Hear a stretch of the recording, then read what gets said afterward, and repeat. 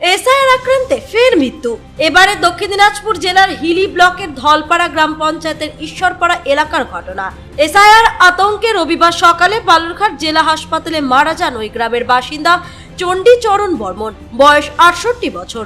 SIR এর প্রথম চূড়ান্ত তালিকায় চণ্ডীবরণ বর্মনের নাম থাকলেও তালিকায় নাম নেই তার দুই ছেলের।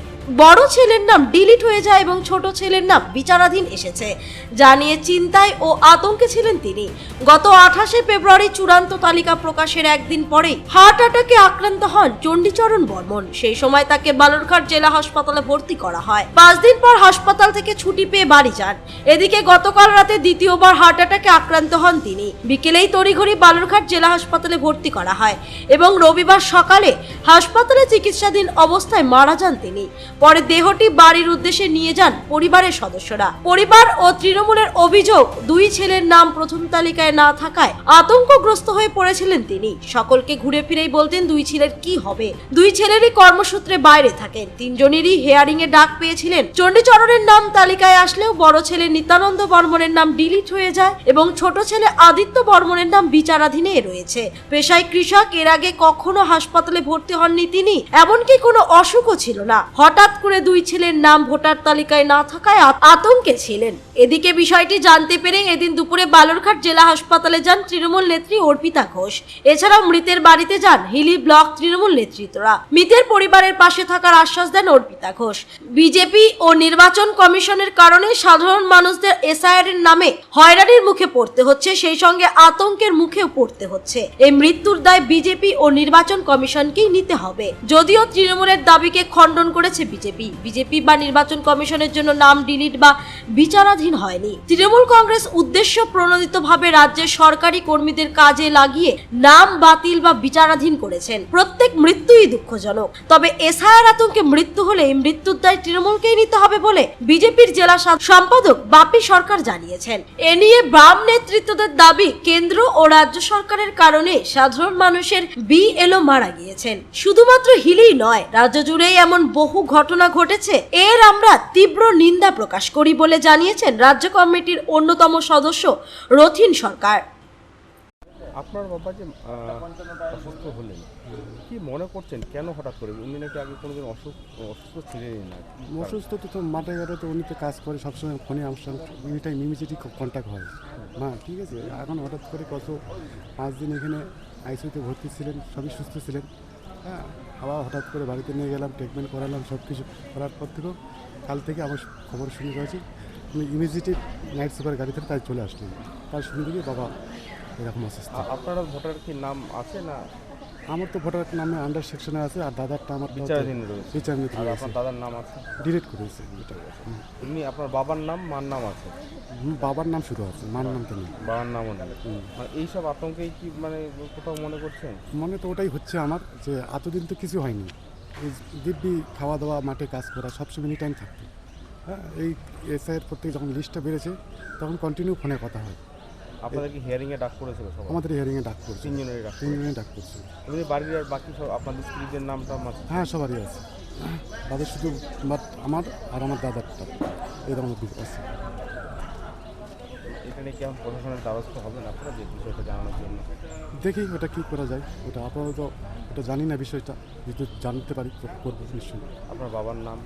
বাবার নাম চণ্ডীচরণ বর্মন। বয়স কত হলো? বয়স 68 কি 70 এরকম। বাড়িটা কোথায় আপনাদের? ঈশ্বরপাড়া, পস্তির মণি, থানা হিল। আপনার নাম কি? আদিত্য বর্মন। আপনি কে মারা গেছে, কিভাবে মারা গেল যদি একটু বলেন? গত 28শে ফেব্রুয়ারি এসআইআর যে ড্রাফট লিস্ট, যে ফাইনাল লিস্ট বের হয়, সেখানে আমার জ্যাঠামশাই চণ্ডীচরণ বর্মন, তিনি ওনার নামটা দেখতে পান, ঠিক আছে, কিন্তু ওনার দুই ছেলে, একজন নিত্যানন্দ বর্মন যার নামটা ডিলিট হয় এবং আদিত্য বর্মন যার নামটা আন্ডার অ্যাডজুডিকেশনে আসে। এবার উনি এটা নিয়ে একটা সাময়িক দুশ্চিন্তার মধ্যে ছিলেন এবং বারবার আমাকে সেটা বলে যে কি হবে না হবে সেই বিষয়টা নিয়ে। তো ওনাকে অনেক বলা হয়েছিল, আমরা বলেছিলাম যে এটা নিয়ে সমস্যা হওয়ার কথা নয়, আপনি নিশ্চিন্তে থাকেন। কিন্তু তবুও তিনি এটা মন ভেঙে পড়েন এবং পরের দিন, একদিন পরেই উনি রাতের বেলা খুব শ্বাসকষ্ট এবং একটা টেনশনের মধ্যে ছিলেন, যার জন্য শ্বাসকষ্ট অনুভব করেন এবং আমরা ইমিডিয়েট আমরা পরের দিন সকালে ডাক্তারের হাসপাতালে অ্যাডমিট করি, বালুরঘাট হাসপাতাল, এবং এমার্জেন্সি ইউনিটে ডাক্তারবাবু ভর্তি নেন এবং সেখানে ডাক্তারবাবু বলেন যে আপনার জেঠু হার্ট অ্যাটাক হয়েছে। তো আমরা সঙ্গে সঙ্গেই এমার্জেন্সি ইউনিটে যেটা করার ওনারা করেছেন এবং তারপরে ট্রিটমেন্ট মোটামুটি 5 দিন ছিলেন। থাকার পরে কিছুটা সাময়িক সুস্থ হয়েছিলেন। সুস্থ হওয়ার পরে উনি বাড়িও ফিরেছিলেন, কিন্তু পুনরায় গতকাল আবার সে হার্ট অ্যাটাক হয় এবং আমরা হাসপাতালে আবার ইমিডিয়েট ইমার্জেন্সিতে নিয়ে আসি, কিন্তু অবস্থা বেগতিক দেখে আমরা কিছু করতে পারিনি। ডাক্তারবাবুরা বলেছেন যে আপনাকে আপনার পেশেন্টকে এখানেই রাখতে হবে এবং বাইরে নিয়ে গিয়ে খুব একটা লাভ হবে না। তো আমরা একটু তবুও আশা করেছিলাম যে হয়তো যদি ভালো ট্রিটমেন্ট কিছু পেয়ে ভালো হবে, কিন্তু না, উনি ডাক্তারবাবু আবার এসে বলেছেন যে আপনার যেহেতু আরেকবার অ্যাটাক হয়েছে। তো আমরা বুঝতে পারলাম যে সমস্যাটা খুবই খারাপ। তো এর আগে আমার কিন্তু জেঠু কোনোদিনও এরকম সমস্যা হয়নি। যতদিন উনি ছিলেন, মাঠে ঘাটে কাজ করেন, কৃষিজীবী লোক, এবং এরকম কোনো সমস্যা হয়নি। হঠাৎ করে তিনি এই জিনিসটা হয়েছেন জন্য আমরাও চিন্তার মধ্যে ছিলাম, কিন্তু তিনি সেটা নিতে পারেননি। তিনি এই বয়সে সেটা নিতে পারেননি। কবে মারা গেলেন? আজকে সকাল 5:55 মারা গেছে। কোথাও কি মনে করছেন যে দুই ছেলের নাম যে এসআইআর প্রথম যে চূড়ান্ত তালিকা, একজনের ডিলিট একজনের বিচারাধীন হওয়ার কারণেই এই আতঙ্কে মারা গেছে? হ্যাঁ, কারণ আমরা তো এর আগে কখনো ওনার এরকম সিচুয়েশন দেখিনি, পরিস্থিতি দেখি উনি কোনোদিন কোনো ওষুধও খাননি যে কোনো হার্ট অ্যাটাক বা শ্বাসকষ্টের জন্য। কিন্তু সেই লিস্ট বেরোনোর পরেই কিন্তু উনি বারবার, যেহেতু আমার পাশাপাশি বাড়ি, বারবার উনি আমাকে একটা কথা জিজ্ঞেস আমার ছেলেদের নামগুলো থাকবে তো, এই অনিশ্চয়তাটার মধ্যে ভুগতেন। আপনার নাম কি? আমার নাম পলাশ বর্মন। হিলিতে এক বৃদ্ধ মানুষ যে এই সালের আতঙ্কে মৃত্যু হয়েছে পরিবার বলছে, এটা নিয়ে কি বলবেন? খুব দুঃখজনক ঘটনা, শুধু হিলিতে নয় গোটা রাজ্যে এই ইসরায়েলকে কেন্দ্র করে বিভিন্ন মানুষ মারা যাচ্ছে, বিএলও মারা গেছে এবং সাধারণ মানুষও এই আতঙ্কে দুশ্চিন্তায় মারা গেছে। এটা পরিকল্পনা মাফিক রাজ্য সরকার এবং কেন্দ্র সরকার এমন একটা পরিবেশ সৃষ্টি করলো গোটা রাজ্য জুড়ে মানুষের মৃত্যুর দিকে ফেলে দিচ্ছে। এর ফলে এই সরকার সম্পর্কে এবং নির্বাচন আধিকারিক, নির্বাচন কর্তৃপক্ষ, তারা একটা সুমোটো তার নিজের দৃষ্টিভঙ্গির উপর, রাজনৈতিক দৃষ্টিভঙ্গির উপর দাঁড়িয়ে থেকে কাজগুলো করছে, মানে মানুষ এই অবস্থা হচ্ছে। আমরা এর নিন্দা প্রকাশ করছি এই ঘটনার জন্য এবং তার পরিবারের প্রতি সমবেদনা জানাচ্ছি। ধলপাড়া গ্রাম পঞ্চায়েতের ঈশ্বরপাড়া গ্রামের এক বৃদ্ধ চণ্ডীচরণ বর্মন, তার 68 বছর বয়স, তিনি এসআইআর আতঙ্কে মারা গেছেন এমনটাই পরিবার এবং তৃণমূল দাবি করছে। মূলত তার দুই ছেলের নাম, একজনের ডিলিট হয়েছে এবং একজনের নাম বিচারাধীন রয়েছে, এই আতঙ্কেই মারা গেছেন।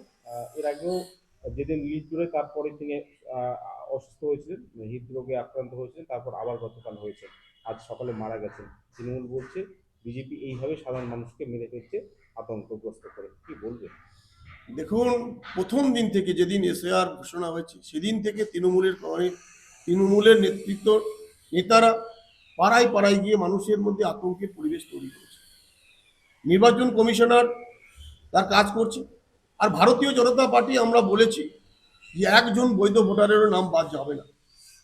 এই প্রক্রিয়া যে হয়েছে, ডিলিট হয়েছে বা এখানকার যাদের বিচারাধীন, এর জন্য সম্পূর্ণ দায়ী এখানকার বিএলও, এখানকার এআরও, এখানকার যারা দায়িত্বে আছে, প্রশাসনিক যারা নির্বাচনের রোল তৈরি করেছে, তারা এই বিষয়ে দায়িত্বে আছে। এই জন্য তাদের এই দায়বদ্ধতা। আমরা মনে করছি তৃণমূল কংগ্রেস ইচ্ছাকৃতভাবে ডাটা এন্ট্রি না দিয়ে এইসব ভুল ভাল করে মানুষের মধ্যে আগের থেকে পরিকল্পিত আতঙ্ক তৈরি করে আজকে এই যে মারা গিয়েছে, এর জন্য সম্পূর্ণরূপে তৃণমূল কংগ্রেস দায়ী। কেননা সরকার বলেছে, নির্বাচন কমিশনার বলেছে, ভারতীয় জনতা পার্টি বলেছে যে একজন বৈধ ভোটারের নাম বাদ যাবে না। আর বিশেষ করে যারা হিন্দু, তাদেরকে এখান থেকে যাওয়ার কোনো পরিকল্পনা নেই, তারা যাওয়ার কোনো কথাই নেই, তারা এখানে থাকবে।